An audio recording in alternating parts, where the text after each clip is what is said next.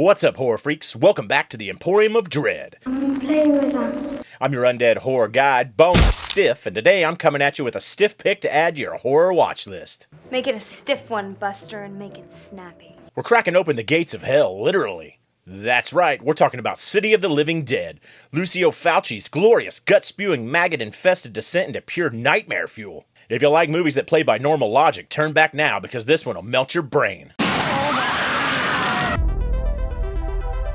What we need is a female victim of sudden death. Can you do it? He's gone from here. The evil is gone. We must create from the beginning. We must build up our own creature. And live out from nothing. What an excellent day for an exorcism. They're coming to get you, Barbara. It is entitled Naturam de Manto, roughly translated, Book of the Dead. Whatever you do, don't fall asleep.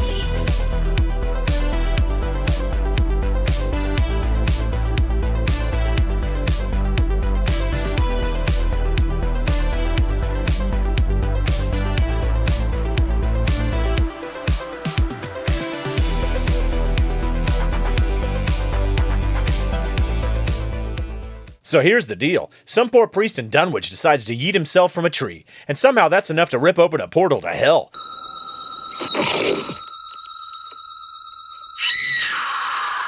Talk about a bad day at the office. No! No! Now the dead are crawling out of their graves, people are bleeding from their eyes, and we've got zombies who can stare you to death like the world's most aggressive librarians.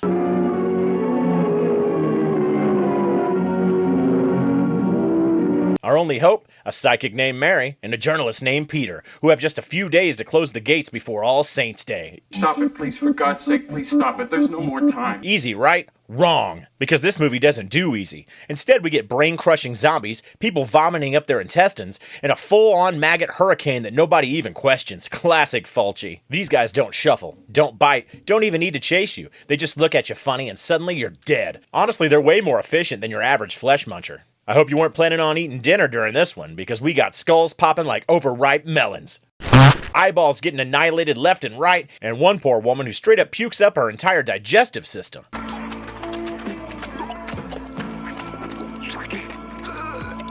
And Fulci makes sure you see every single second.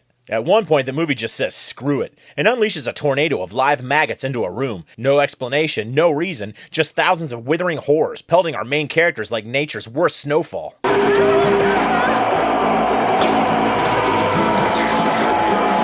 And let's talk about that Lovecraft factor. With its creepy cursed town and reality-warping madness, Dunwich feels like something straight out of H.P. Lovecraft's worst fever dream. There's even a Necronomicon reference. You must not read from the book! Because when your movie's already this insane, you gotta go all in. And how about that ending? You thought Fulci was gonna let you leave with closure? No. The movie just stops mid-scream. Did our heroes win? Are they trapped in an eternal hell loop? Did Fulci run out of film? Who knows?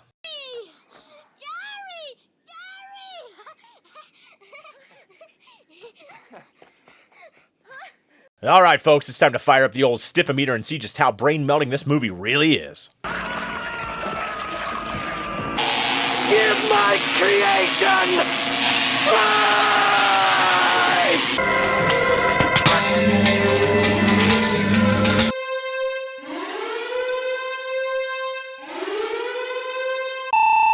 Full course meal of madness.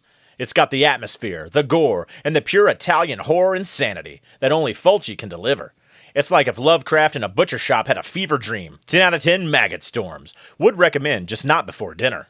And that, my horror freaks, is City of the Living Dead, a movie that proves you don't need logic when you got sheer nightmare fuel. Now before you go check in your mirrors for zombie priests, make sure to hit that like button, subscribe, and ring that bell so you don't miss out on more horror madness. And hey, if you want to keep the terror rolling, follow me on social media. I'm hot in all the usual places. Until next time, keep the lights low and stay stiff. Warning signs of satanic behavior